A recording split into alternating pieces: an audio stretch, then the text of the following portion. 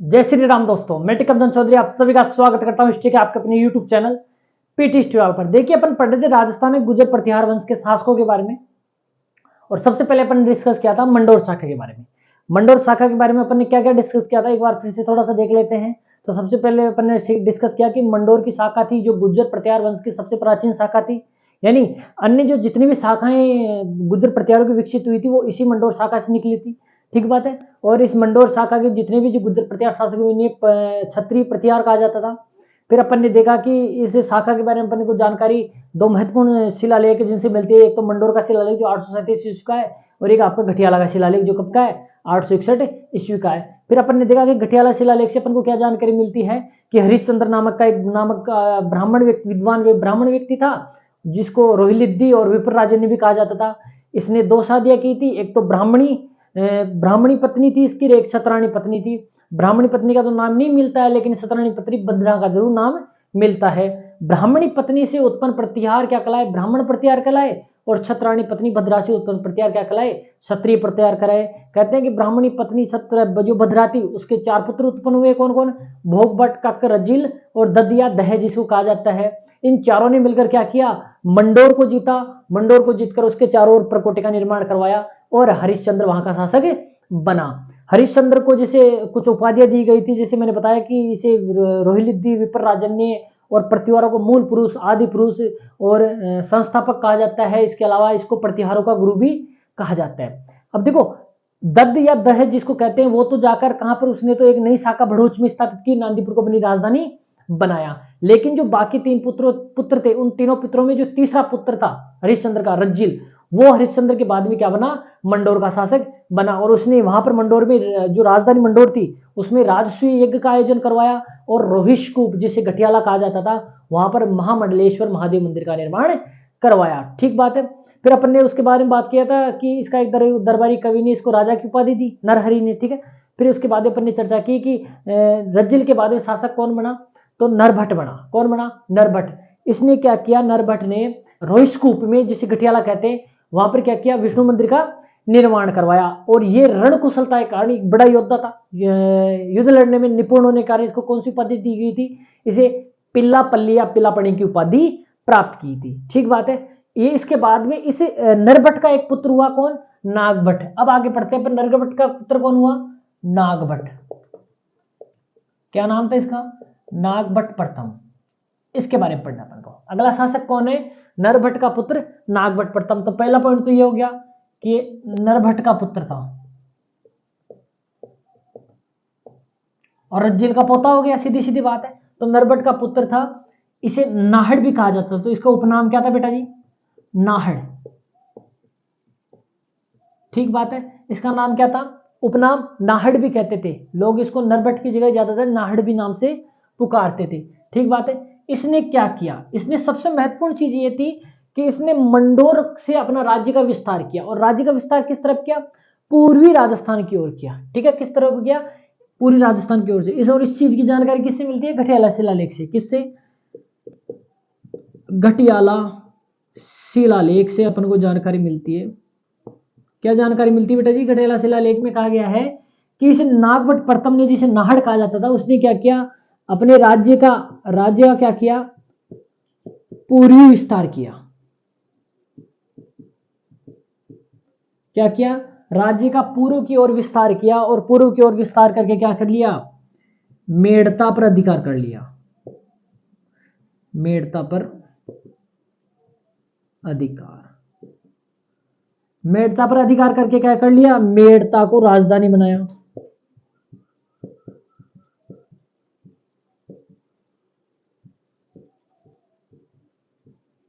ठीक है। यहां पर सबसे महत्वपूर्ण पॉइंट यह है कि अक्सर यहीं से क्वेश्चन आया है इस मंडोर शाखा से कि मंडोर शाखा के किस शासक ने मेड़ता पर अधिकार करके मेड़ता को अपनी नई राजधानी बनाया। क्योंकि आपको पता है, अपन ने पढ़ा था कि इनकी प्रारंभिक राजधानी क्या थी? मंडोर। मंडोर क्या थी? गुर्जर प्रतिहारों की प्रारंभिक राजधानी थी। इस आपके नागभट्ट प्रथम ने क्या किया, इस राज्य का विस्तार पूर्व की ओर करते हुए राजधानी मंडोर से ट्रांसफर कहां कर दी गई? मेड़ता में कर दी गई। कहां पर? मेड़ता में। अब नई राजधानी कौन बन गई? मेड़ता। पहली राजधानी मंडोर थी, दूसरी राजधानी क्या बन गई, मेड़ता, और मेड़ता को राजधानी बनाने वाला शासक कौन था, नागभट्ट प्रथम। अक्सर यही क्वेश्चन आया है कि मेड़ता को राजधानी बनाने वाला शासक कौन था, तो नागभट्ट प्रथम, जिसे नाहड़ भी कहा जाता था। अब ध्यान रखना, अब आपसे क्वेश्चन किस प्रकार किया जा सकता है, चेंज करके ये पूछा जा सकता है कि नागभट्ट प्रथम ने मेड़ता को अपनी राजधानी बनाया था, इसकी जानकारी का स्रोत क्या है, या इससे संबंधित ये जानकारी कहां से मिलती है। तो बेटा ध्यान रखना, घटियाला के शिलालेख से अपन को ये जानकारी मिलती है। और क्या जानकारी मिलती है कि नागभट्ट प्रथम ने पूर्व की ओर अपने राज्य का विस्तार किया और मेड़ता पर अधिकार करके क्या कर लिया, मेड़ता को अपनी राजधानी बना लिया। मेड़ता को प्राचीन काल में क्या कहा जाता था, प्राचीन नाम क्या मिलते हैं मेड़ता के, मेड़दंतपुर, मेड़दंतकपुर या मेदांतक, ये इसके प्राचीन नाम मिलते हैं। मेड़ता को प्राचीन काल में क्या कहा जाता था, मेड़दंतकपुर या मेदांतक कहा जाता था। क्या कहा जाता, या तो मेड़दंतकपुर या मेदांतक कहा जाता था, किसको, मेड़ता को। ठीक बात है। इस मेड़ता पर अधिकार करके राजधानी किसने बनाया, नागभट्ट प्रथम ने राजधानी बनाया। अब ध्यान रखना, नागभट्ट प्रथम की पत्नी का नाम क्या था, नागभट्ट प्रथम की पत्नी थी रज्जिका देवी, इसका जो दादा का नाम था ना, वैसे रज्जिल दादा का नाम था और इसकी पत्नी का नाम रज्जिका देवी था। क्या था, रज्जिका देवी। इसके दो पुत्र उत्पन्न हुए, कौन कौन से, तात और भोज। कौन से दो पुत्र उत्पन्न हुए, तात और भोज। ठीक बात है। नागभट्ट प्रथम के बाद शासक कौन बना, तात बना। कौन बना शासक, तात। लेकिन तात कुछ समय तक शासक रहा, फिर इसको वैराग्य उत्पन्न हो गया, तो ये अपना राज्य किसको सौंप कर चला गया, भोज को सौंप दिया, अपने छोटे पुत्र को, छोटे भाई को सौंप कर कहां चला गया, मंडोर में एक आश्रम में जाकर वैराग्य धारण कर लिया। बस इतनी सी चीज ध्यान रखनी है। तात ने क्या किया,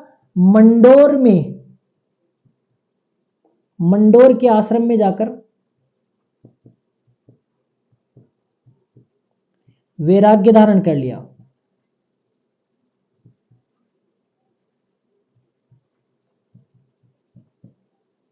क्या कर लिया, वैराग्य धारण। रज्जिल के बाद नागभट्ट प्रथम के बाद में शासक कौन बना, तात बना। तात ने क्या किया, अब तात को विरक्ति उत्पन्न हो गई, भाई इस मोह माया जाल से, फालतू की लपड़ों से छोड़ो रे, अपन लोग कहां चलते हैं, इस संसार की मोह माया को तो त्याग कर क्या करते हैं, वैराग्य धारण करते हैं और ईश्वर की आराधना में लीन होते हैं। तो इसने क्या किया, तात ने अपना राज्य भोज को सौंप कर कहां चला गया, मंडोर में स्थित आश्रम में जाकर वैराग्य धारण कर लिया। अब देखो, भोज के बाद में शासक कौन कौन बना, तो ध्यान रखना, तात, नागभट्ट प्रथम के बाद में तात, तात के बाद में भोज, भोज के बाद में कौन शासक बना, तो यशोवर्धन। कौन बना शासक, यशोवर्धन। यशोवर्धन के बाद में शासक कौन बना बेटा जी, तो यशोवर्धन के शासक बना चंदुक, और चंदुक के बाद में शासक कौन बना आपका, सिलुक। चंदुक का पुत्र कौन बना, सिलुक। सिलुक या प्रत्यार वंश का क्या था, मंडोर शाखा का 10वां शासक। कौन सा शासक था, 10वां शासक था। ठीक बात है, समझ में आया। फिर से अपन देख लेते हैं, अपन ने सबसे पहले किसके बारे में पढ़ा, हरिश्चंद्र। हरिश्चंद्र के बाद में रज्जिल, फिर नरभट्ट। ठीक बात है। फिर नरभट्ट के बाद में नागभट्ट प्रथम। किसके बारे में, नागभट्ट प्रथम। फिर नागभट्ट प्रथम के बाद में तात, तात के बाद में भोज, भोज के बाद में यशोवर्धन, यशोवर्धन के बाद चंदुक, चंदुक के बाद में सिलुक। सिलुक प्रत्यार वंश का या मंडोर शाखा की प्रत्यार शाखा का कौन सा शासक था, 10वां शासक माना जाता है। ठीक बात है। फिर से नागभट्ट प्रथम, ये नारभट्ट का पुत्र था, उपनाम इसे नाहड़ भी कहा जाता था। ठीक बात है। सबसे महत्वपूर्ण चीज और सबसे इंपॉर्टेंट जो आपको याद रखनी है वो है ये है कि नागभट्ट प्रथम ने, जो कि घटियाला शिलालेख से अपन को जानकारी मिलती है कि इसने क्या किया, अपने राज्य का पूर्वी विस्तार किया और मेड़ता पर क्या कर लिया, अधिकार कर लिया, और मेड़ता को अपनी क्या बनाया, राजधानी बनाया। मेड़ता को प्राचीन काल में क्या कहा जाता, मेड़ंतकपुर और मेदांतक कहा जाता था। ठीक है। इसकी एक पत्नी थी जिसका नाम था रज्जिका। ठीक है, ये नाम मिलता है अपन को। इस रज्जिका के दो पुत्र हुए, भोज तात और भोज। तात बड़ा पुत्र था तो तात पहले शासक बना, कुछ समय शासन करके भोज को शासन दे दिया और क्या चला गया मंडोर में अपने आश्रम में वैराग्य धारण कर लिया। बस इतनी सी बात याद रखनी है। वैसे तो यहाँ से कोई क्वेश्चन पूछता नहीं है, लेकिन फिर भी पूछ ले तो। फिर भोज के बाद में यशोवर्धन शासक बना, इनकी अपन को कोई जानकारी है नहीं। यशोवर्धन के बाद में चंदुक शासक बना, चंदुक के बाद में शिलुक शासक बना। और शिलुक कौन सा शासक था? प्रत्यार का मंडोर शाखा का 10वां शासक था। ठीक बात है, आप स्क्रीनशॉट लो ताकि आप हम शिलुक के बारे में पढ़ेंगे। वह शिलुक से संबंधित क्या क्या जानकारियां हैं। शिलुक की एक विजय है वल्लमंडल की, उसके बारे में पढ़ते हैं। अब इसके बाद में आपका शासक आएगा कौन? शिलुक। शिलुक के बारे में 3 महत्वपूर्ण बातें ध्यान रखनी है। एक तो इसने वल्लमंडल जो कि जैसलमेर वाला इलाका है, वहां के भाटी शासक देवराज भाटी को परास्त किया और क्या कर लिया, देवराज भाटी का जो राज्य चिन्ह और छत्र क्या कर लिया, उस पर अधिकार कर लिया। फिर उसने क्या किया, त्रावण या त्रवन क्षेत्र उस पर अधिकार कर लिया और वहां पर एक सिद्धेश्वर महादेव मंदिर का निर्माण करवाया। ये 3 मोटी मोटी बातें हैं। ठीक है, किसके बाद में? शिलुक। ठीक है, अब जो शिलुक था ये प्रत्यारों का कौन सा शासक था? 10वां शासक। ठीक बात है। और शिलुक किसका पुत्र था? चंदुक का पुत्र। ठीक है, वैसे तो ऐसी कोई चीज पूछेगा नहीं, लेकिन अब छोटी छोटी बातें लिख लेते हैं। भाई चंदुक का पुत्र था, इसने क्या किया, वल्लमंडल। अब आपको पता है वल्ल किसे कहा जाता था? तो जैसलमेर को प्राचीन काल में वल्ल या मांड कहा जाता था। तो वल्लमंडल जो कि जैसलमेर का क्षेत्र, इस पर क्या कर लिया इसने, वल्लमंडल पर। वल्लमंडल का शासक हुआ करता था देवराज भाटी।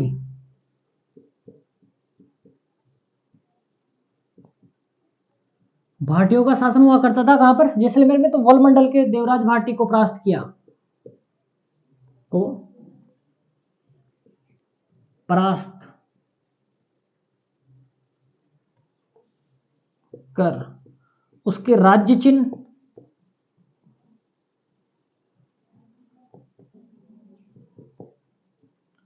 वह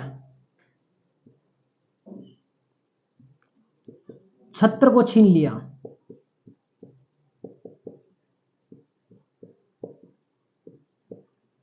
या उस पर अधिकार कर लिया। ठीक बात है। तो एक तो वल्लमंडल को जीता, इसकी 2 विधि ध्यान रख लेना। और एक क्या, त्रावण क्षेत्र पर अधिकार कर लिया। त्रावण, त्रावण या त्रावण क्षेत्र को अपने साम्राज्य में मिला लिया।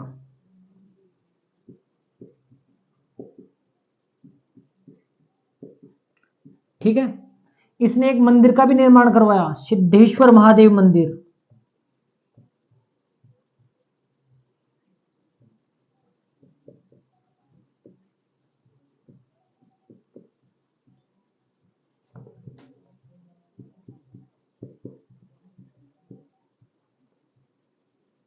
सिद्धेश्वर महादेव मंदिर का निर्माण करवाया। ठीक बात है। तो इस सुलिक के बारे में 3 मोटी मोटी बातें थी। पहली बात तो 10वां शासक है, कोई दिक्कत है नहीं, चंदुक का पुत्र था। अब सबसे महत्वपूर्ण जो आपको याद रखनी है, एक तो वल्लमंडल के शासक, जो वल्लमंडल कहाँ है, जैसलमेर का क्षेत्र है, वहां के शासक, वहां पर भाटी शासन करते थे। देवराज भाटी को परास्त किया और देवराज भाटी को परास्त करके क्या कर लिया, उसके राज्य चिन्ह और छत्र पर अधिकार कर लिया। उसने त्रावण या त्रावण क्षेत्र को भी क्या कर लिया, अपने साम्राज्य में मिला लिया और सिद्धेश्वर महादेव मंदिर का निर्माण करवाया। ये महत्वपूर्ण है क्योंकि इससे पहले अपने पढ़ा था एक महामंडलेश्वर महादेव का मंदिर का बारे में। ठीक है, ये सिद्धेश्वर महादेव मंदिर। ठीक है, तो ये था शिलुक। शिलुक के बाद में शासक कौन बनेगा, झोट प्रतिहार। कौन बना शिलुक के बाद में शासक, कौन बना, झोट प्रतिहार। बेटा जी ये शिलुक का पुत्र था। ये कौन, किसका पुत्र था? तो ये मोटी मोटी बात है इसकी 2 या 3। ये शिलुक का पुत्र था।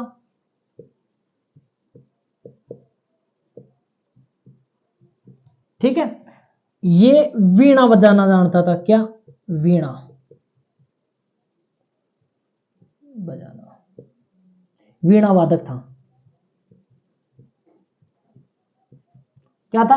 वीणा वादक। ये बहुत महत्वपूर्ण पॉइंट है कि आपसे क्वेश्चन पूछा जा सकता है कि प्रतिहारों का वह कौन सा शासक है जिसे वीणा बजाना आता था या वीणा वादन करना जानता था? तो झोट प्रतिहार, प्रतिहारों को एकमात्र शासक।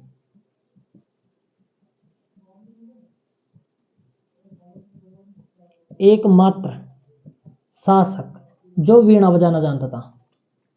जो क्या करना जानता था? वीणा बजाना जानता था। इस झोट प्रतिहार ने क्या किया?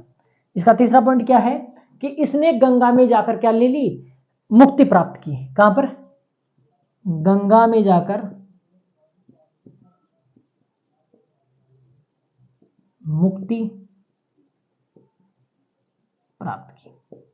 ठीक है, तीन मोटी मोटी बात है। ये सिलुक का पुत्र था, वीणा वादक था, वीणा बजाना जानता था। प्रतिहारों में एक ही मात्र शासक था जो वीणा बजाना जानता था। कौन? झोट प्रतिहार। इसने क्या किया? गंगा में जाकर मुक्ति प्राप्त की। किस में जाकर? गंगा में जाकर मुक्ति प्राप्त की। ठीक बात है, एक बार स्क्रीनशॉट लो ताकि अपन आगे पढ़ें। अब सिलुक के बाद में आपका झोट प्रतिहार। झोट प्रतिहार की आपको ये एक महत्वपूर्ण बात ध्यान रखनी है कि प्रतिहारों में एकमात्र शासक था जो वीणा बजाना जानता था। ठीक बात है। अब झोट प्रतिहार के बाद में उसका पुत्र शासक बनेगा कौन? बिलादित्य। कौन मिलेगा? बिलादित्य। इसके बारे में अपन के पास कोई खास जानकारी नहीं है। कहते हैं कि हरिद्वार में जाकर मुक्ति प्राप्त की। हरिद्वार में जाकर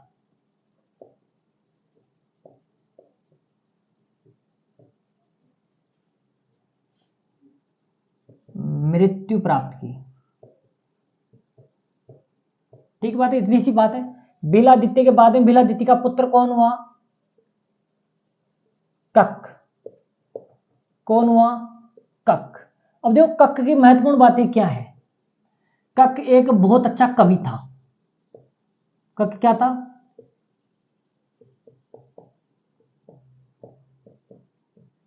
कवि था। कवि होने के साथ साथ ये व्याकरण, विविध भाषाएं,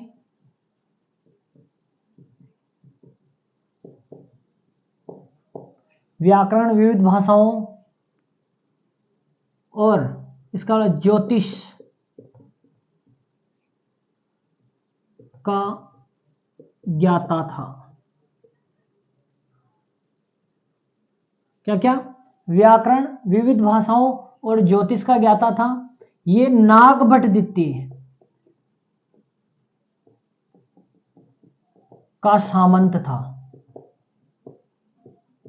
किसका सामंत था बेटा जी? नागभट्ट द्वितीय। नागभट्ट द्वितीय कौन? कन्नौज के शासक। कन्नौज या उज्जैन के जो शासक थे नागभट्ट द्वितीय, उसका क्या था? सामंत था। अब सामंत होने के कारण देखो नागभट्ट द्वितीय ने बंगाल की जो शासक थे वहां पर भी सैनिक अभियान किए। तो उन सैनिक अभियानों का नेतृत्व किसने किया था? कक ने। ठीक है, तो कक ने बंगाल के पाल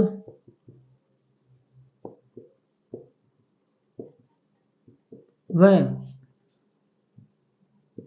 मुदगिरी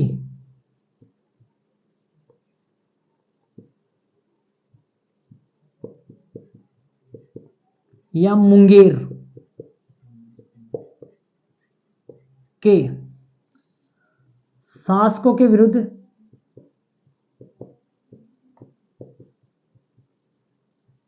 सैनिक अभियान किए।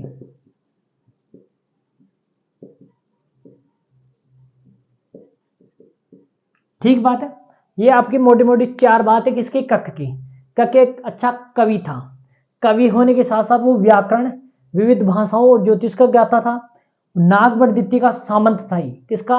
नागभट्ट द्वितीय, जो कि कन्नौज का प्रसिद्ध शासक हुआ नागभट्ट द्वितीय, उसका सामंत था, जिसे नागावलोक भी कहा जाता है। कक ने बंगाल के पाल और मुदगिरी या मुंगेर के शासकों को क्या किया? उनके विरुद्ध सैनिक अभियान किया। क्योंकि देखो बंगाल के पाल, राष्ट्रकूटों और प्रतिहारों के बीच में 3 शताब्दियों तक कन्नौज को या कान्यकुब्ज को लेकर क्या हुआ? संघर्ष हुआ, त्रिपक्षीय संघर्ष हुआ।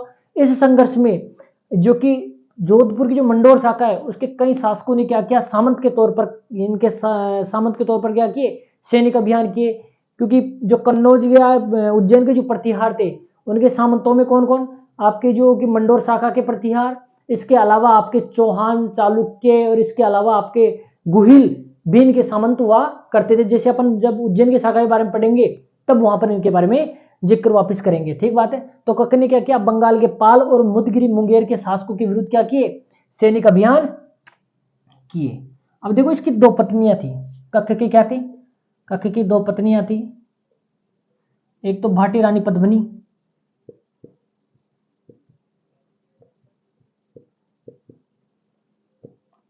और एक दुर्लभ देवी।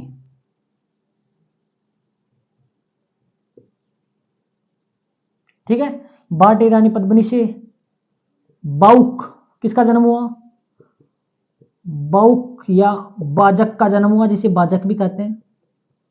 और इससे किसका जन्म हुआ, कक्कुक का जन्म हुआ। किसका, कक्कुक का जन्म हुआ।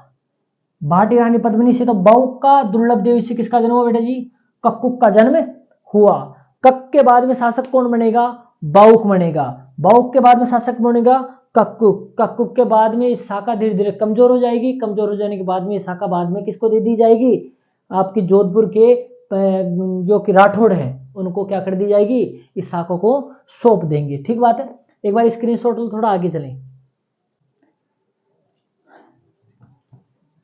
अब देखो कक्कुक के बाद में, कक के बाद में शासक कौन बनेगा, बाउक बनेगा। कौन बनेगा, बाउक। और बाउक की दो मोटी मोटी बातें हैं, उसकी ज्यादा नहीं है। फिर कक्कुक की है थोड़ी बहुत बातें, तो बाउक। शासक कौन बनेगा इसके बाद है, बाउक। ठीक है। अब बाउक की क्या बातें हैं, दो बात ध्यान रखना। एक तो इसने नंद वल्लभ व राजा मयूर को, यानी बाउक ने अपने शत्रु, बाउक ने अपने शत्रु कौन कौन, एक तो नंद वल्लभ व राजा मयूर को मौत के घाट उतारा। यानी इनको युद्ध में परास्त करके इनको क्या कर दिया, मार डाला। और क्या किया इसने, जोधपुर या मंडोर शिलालेख की स्थापना की। मंडोर शिलालेख 837 ईस्वी का की स्थापना की, जिसे क्या कहा जाता है, बाउक प्रशस्ति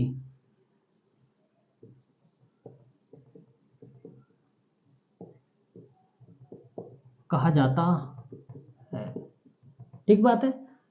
और बाउक प्रशस्ति में क्या मिलता है अपन को, बाउक प्रशस्ति में प्रतिहारों की वंशावली पता चलती है।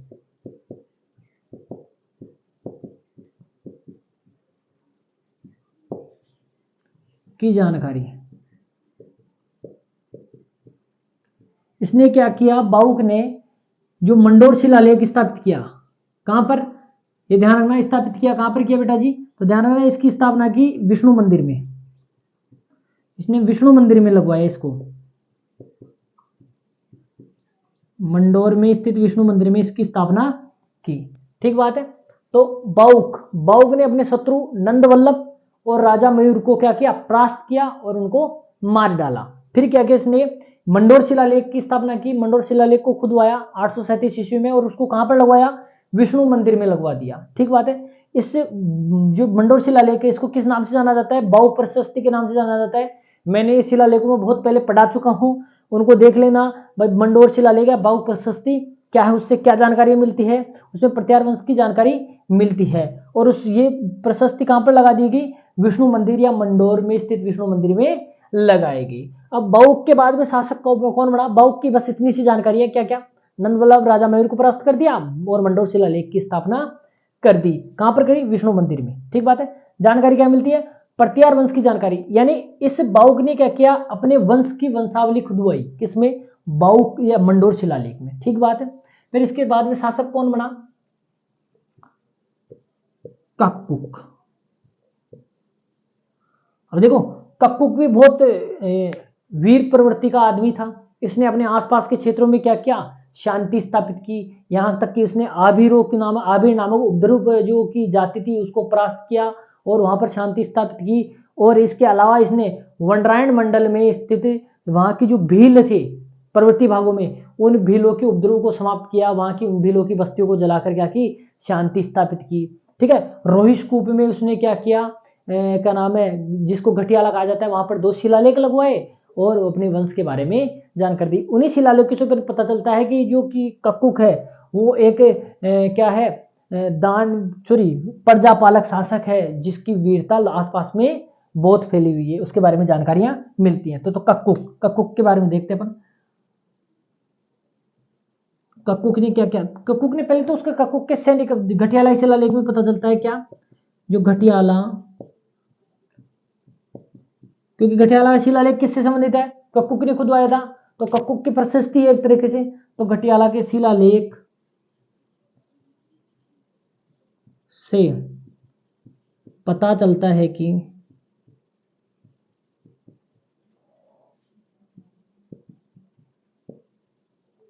उसने अपने सच्चरित्र से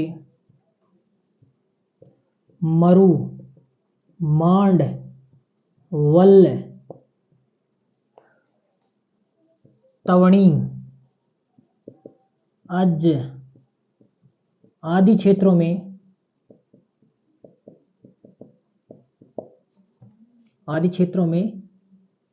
अज, तवणी और गुर्जरात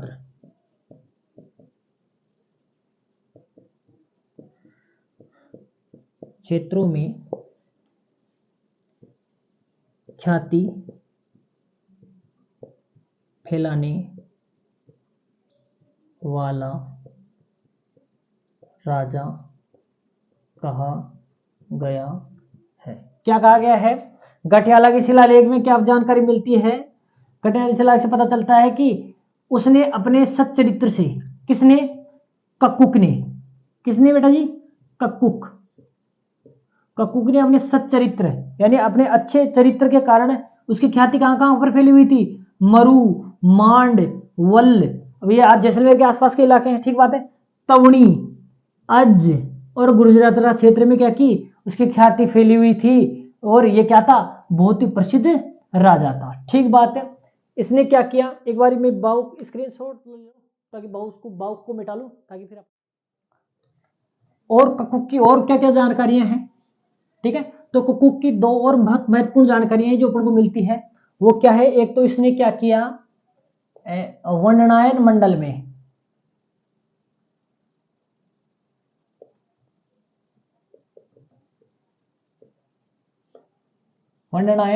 में मंडल के पर्वतीय भागों के भीलों की बस्तियों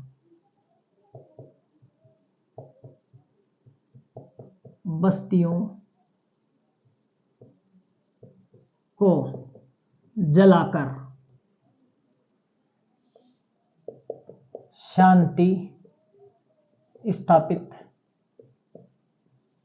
एक तो ये काम किया इसने क्या किया, वंडनायन मंडल जो कि पर्वतीय क्षेत्र है, वहां के भागों में क्या किया, भील उपद्रव मचाया करते थे अक्सर, ठीक है, आक्रमण किया करते थे। तो भीलों को परास्त किया और उनकी बस्तियों को जलाकर क्या की, शांति स्थापित की। एक और जाति थी उपद्रव करने वाली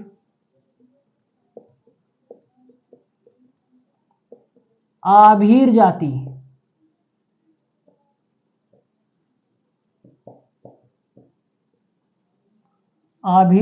को परास्त कर शांति स्थापित की।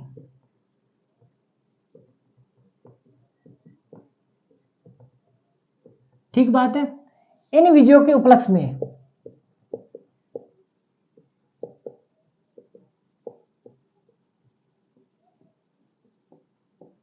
किन विजयों के उपलक्ष्य में, एक तो वंडनायन मंडल में भीलों को परास्त करके वहां की शांति स्थापित की, और एक उपद्रवी आभीर जाति को भी परास्त करके वहां पर शांति स्थापित की। इन विजयों के उपलक्ष्य में उसने 2 मंडोर और उपलक्ष्य में मंडोर और रोहिस्कूप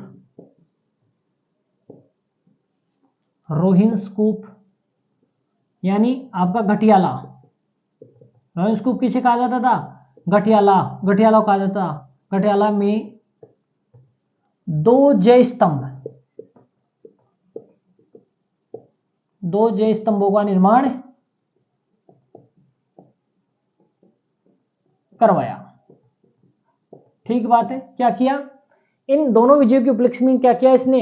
एक तो मंडोर में और एक कहां पर? रोहिस्कूप, जिसे घटियाला भी कहा जाता है, में क्या किया इसने? 2 जय स्तंभों का निर्माण करवाया। इन विजयों के उपलक्ष्य में क्या किया? 2 स्तंभों का निर्माण करवाया, जिनको जय स्तंभ कहते हैं अपन। ठीक बात है। और क्या किया इसने घटियाला में, जिसको घटियाला या रोहिस्कूप कहा जाता है,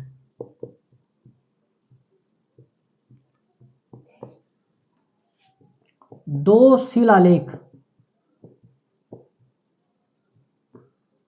खुदवाए, जिन्हें घटियाला के शिलालेख, जो कब के हैं? 861 ईस्वी के हैं बेटा जी, ध्यान रखना।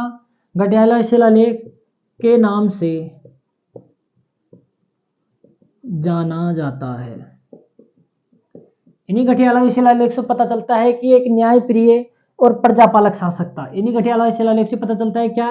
कि जो कि कक्कुक था वो न्यायप्रिय व प्रजापालक, क्या था? न्यायप्रिय प्रजापालक शासक था। इसने रोहिस्कूप में, इसी घटियाला या रोहिस्कूप में क्या किया इसने? बाजार भी बसाए।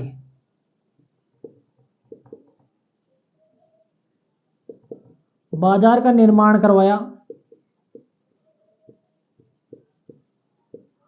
और यहां पर महाजनों को बसाया।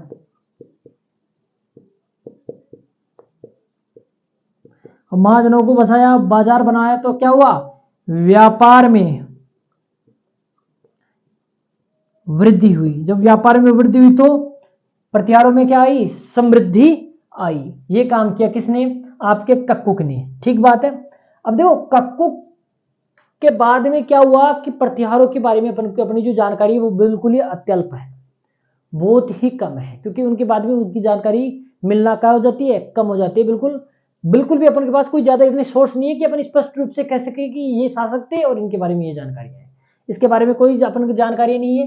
कहते हैं कि 1395 ईस्वी में यहां पर मंडोर में, किस पर? मंडोर में किसका शासन था? प्रतिहारों की इंदा शाखा का। इंदा शाखा का शासन था। ठीक है। तो यहां के प्रतिहार हमीर से परेशान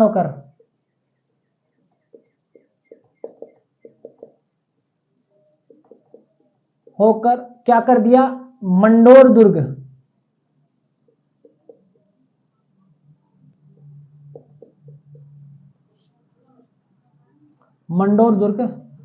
राठौड़ शासक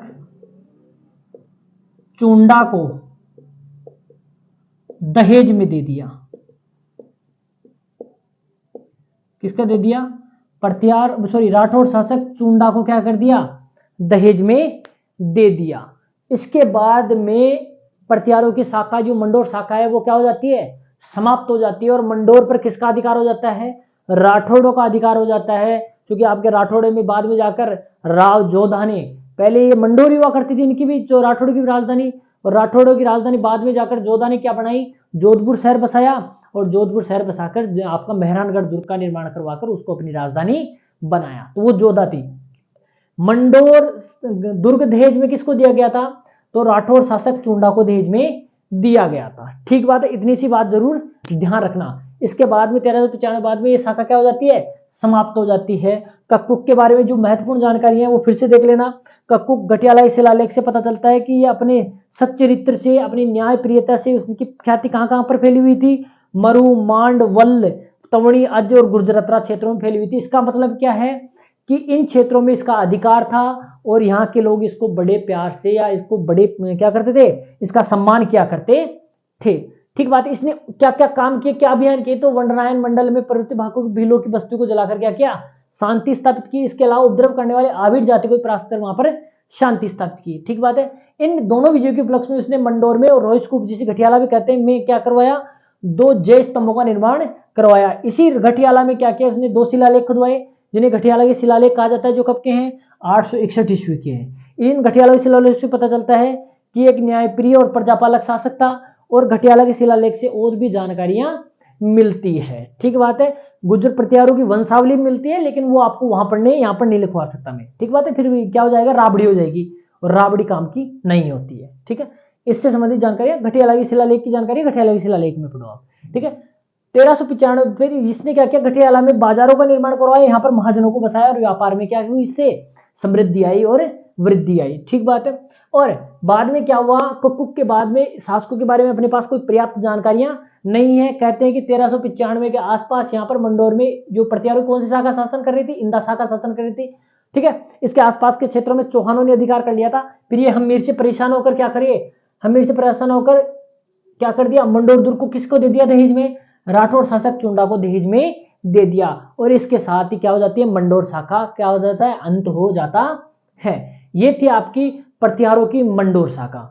ये जितने भी जो डिटेल पढ़ाई गई, जितने भी आपको जो फैक्ट्स दिए गए हैं, इससे बाहर और कुछ भी नहीं है। ये इसकी सबसे पर्याप्त जानकारी है और यहीं से क्वेश्चन आने वाले हैं। अब आप अच्छे से पढ़िए। जब तक जय श्री राम, खम्मा।